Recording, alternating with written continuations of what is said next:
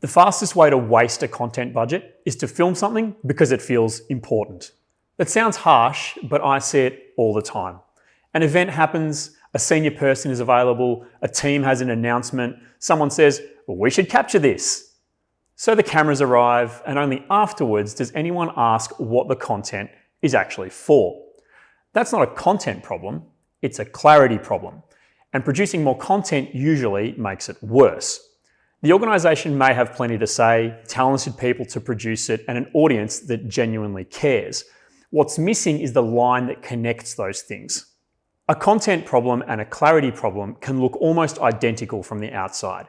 In both cases, the organisation feels invisible. Engagement is inconsistent. Different teams are asking for more videos, more posts, and more campaigns. But the test is simple. Can your audience clearly explain who you help, what value you create, and why it matters? If they can't, the answer is rarely more content. More content simply gives you more opportunities to say unclear things. Content should carry a clear idea. It cannot create that idea for you. The reason this persists is usually structural, not creative. Here is where the problem usually begins in larger organisations. Different teams are communicating for different reasons to different audiences on different timelines. Each request makes sense in isolation. Together, they create a scattergun story.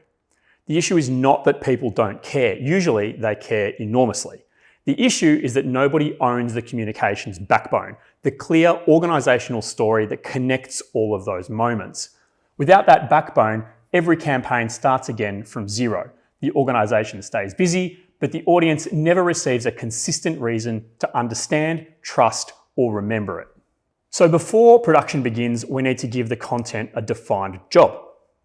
Before you approve another piece of content, answer these 3 questions. First, what does this specific audience need to understand?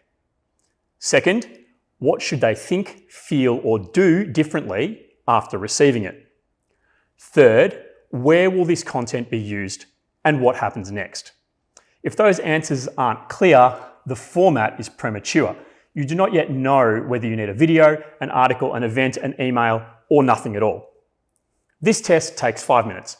It can prevent weeks of production and thousands of dollars being spent on an asset with no defined job.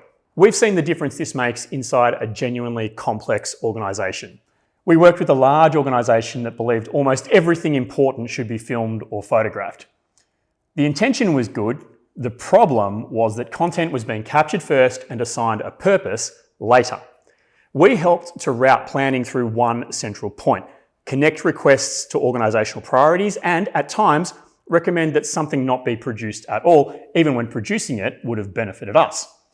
The result was less waste, better coordination, and far greater consistency. They didn't need more content. They needed one clear line of thinking running through the content they already had the capacity to create. So when the content calendar feels empty, don't automatically fill it. Step back and ask whether the organisation is clear on the story, the audience, and the change that you're trying to create. Because once those decisions are made, production becomes easier. Teams align, budgets work harder. Different audiences can receive different messages without the organisation telling a different story every time. And every communication moment can reinforce the same broader understanding. More content is not the goal. More people understanding the right thing is the goal. At the Content Engine, we help organisations close that gap by turning complex ideas into clear communication systems. To explore what greater clarity could unlock for your organisation, visit thecontentengine.com.au and book in an introductory call.